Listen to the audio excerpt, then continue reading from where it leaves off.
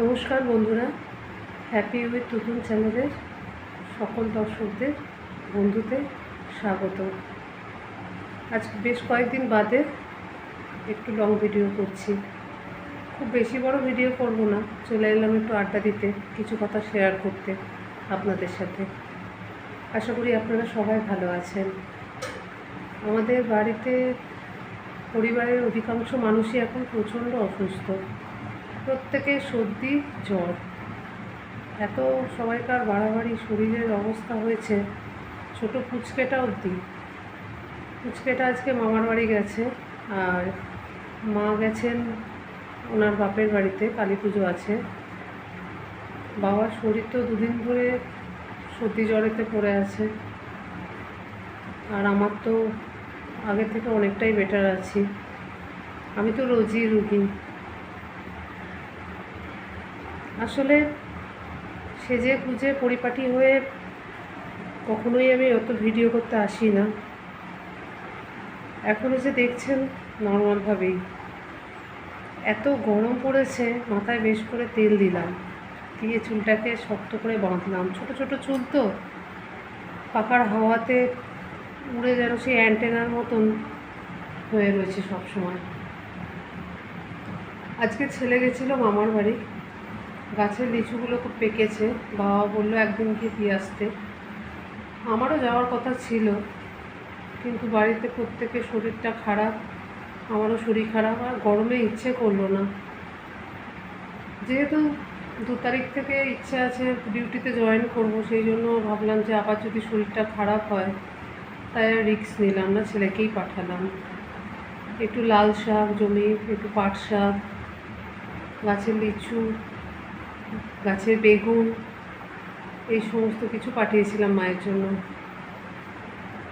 তো মায়েরা কিনে খায় অবশ্যই ঠিক কথা, কিন্তু আমাদের এখানে যেমন চাষের জমিতে টাটকা শাকপালা সবজি তুলে নিয়ে খাওয়ার যে একটা মজা নিজেদের ঘরের, সেই মজাটা তো তারা পায় না, আর তার স্বাদই আলাদা হয়। সেটা ভেবেই পাঠালাম। তো তার পরিবর্তে মাও কিছু জিনিস পাঠিয়েছে। যতই হোক, মেয়ে তো। তো চলুন দেখায় মা কী পাঠিয়েছে। মা শিমুয়ের পায়েসটা খুব সুন্দর করে, আর আমিও খেতে খুব ভালোবাসি বলে একটু শিমুয়ের পায়েস পাঠিয়েছে। আর কচুরলতি, সেটা আপনারা অনেকেই হয়তো জানেন। কচুরলতি আমাদের এখানে সাধারণত পাওয়া যায় না, তো মা সেটাও রান্না করে পাঠিয়েছে। আর পাঠিয়েছে একটা ফুলকপি আর একটা সিমুইয়ের প্যাকেট। এদিকে রাতে রুটি হয়ে গেছে, এখানে রয়েছে একটু মিষ্টি,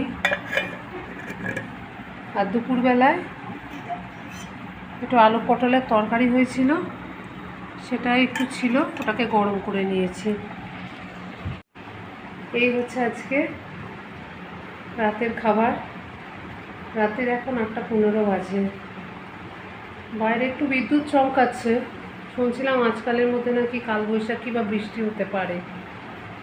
যতক্ষণ হবে ততক্ষণই একটু স্বস্তি, তারপরে আবার জেকে সেই গরম। তো যাই হোক বন্ধুরা, আমার ভিডিও আজকে এই পর্যন্তই, আর বড় করব না। আপনারা সকলে ভালো থাকবেন। সব শেষে বলবো, ভিডিওটা দেখার পর যদি একটু ভালো লেগে থাকে তাহলে অবশ্যই লাইক, শেয়ার আর সাবস্ক্রাইব করতে ভুলবেন না। সবাই ভালো থাকবেন, সুস্থ থাকবেন।